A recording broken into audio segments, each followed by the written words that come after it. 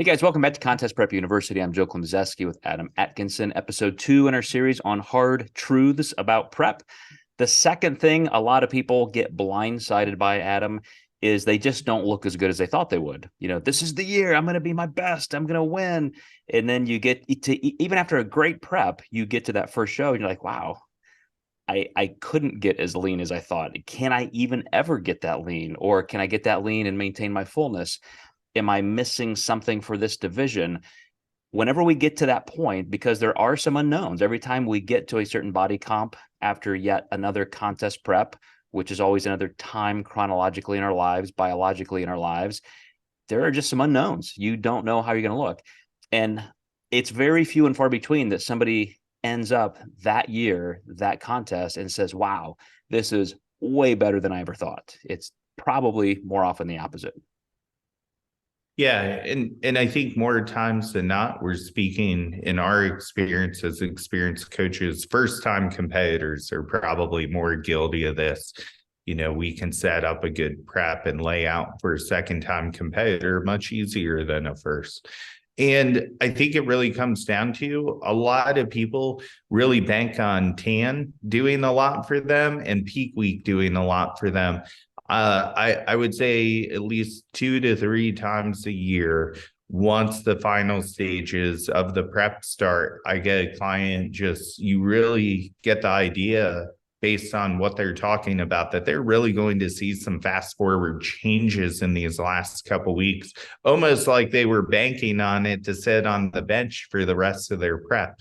So you really do want to be ready early. You can't plan on tan, lighting, glaze, or peak week to fix the prep for you. And I think a lot of people, unfortunately, do bank on those variables too much. Mm-hmm. And besides being ready, and you encompassed everything perfectly there, all of those variables that go into, was I even ready? Could I have used more time or done something differently? It's that we're using the off seasons to make change, and we want that to be big change. We want to shore up weak body parts and so forth. But your genetics are still your genetics. And I was going over with a friend of mine. I showed them, I worked with Sean Clarita to get his IFBB Pro card and a WNBF Pro World Championship. And I said, look at Sean back then at 130 pounds. Look at him now at almost 190. And let's compare his physique. He still has an incredibly shallow chest per the length of his torso and sternum. His vastus lateralis tendons are very, very long. And so from the side, he doesn't have that kind of quad depth, but he's Mr. freaking Olympia. Like, even with deficits like that, after more than a decade of work from his world championship to Mr. Olympia, he did the work to make sure that everything else was on point.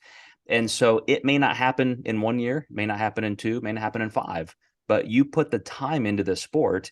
And even with those aspects that maybe today, this year, this contest, you didn't look as great as you thought you would, the game's not over. And I've never seen him come in not conditioned. And at that size, you can't. There was 100-pound difference between him and the biggest guy on stage this weekend, which was phenomenal. And I said, thank God he came in conditioned, because he really did put up a hard fight. Yeah. And, another aspect of just not looking as good as you wanted that we can control goes back to our first episode, which is, maybe that wasn't your best contest, the first of the year. You mentioned that a lot of times these are first-time competitors. There are so many unknowns, and you're still figuring out your physiology, how your best approach is, and your coaches too. Adam, that the more we work with somebody year in and year out, we can zero in where sometimes we feel like we may know their bodies more than they do. And that's the kind of collaboration that really helps over time. So if you don't look as good as you wanted to this time, again, play the long game, keep taking notes, keep experimenting on the positive side of what you can affect. And I think you'll be very happy with your time in the sport, even though you don't look your best every single time. Yeah, absolutely.